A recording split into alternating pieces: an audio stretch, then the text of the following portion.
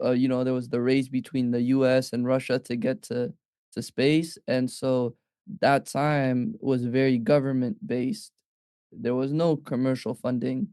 And then Yes. they got some astronauts to the moon, and then from there to basically the 21st century, there was nothing. And then now we're Yeah. starting to see commercialization. So Yeah. can you talk about like what led to this change? Is it, technology? We had to wait for technology. Was it policies that changed? What happened?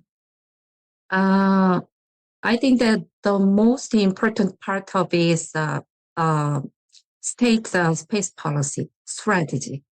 So, in the history, we could see space policy refer to the kind of strategy and regulatory framework, right? So, Mhm. so before the 2000, before the 2020, so many countries have a regulation to limit the using of technology. But nowadays, many countries have a kind of a strategy for a deregulation for space technology.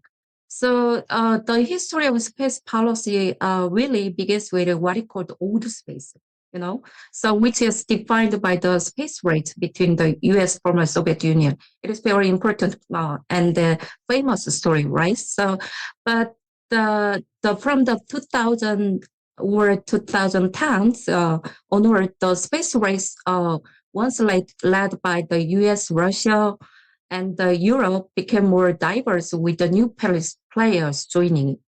So, for example, China, India, and other African countries also participate in the kind of a space race too, in terms of commercialization.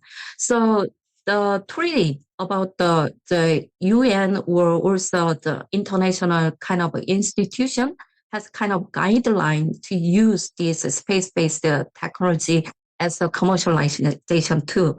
So because of this international treaty, they impact on the country's regulation or framework or law or guidelines too. So actually, this is exactly important change to the government.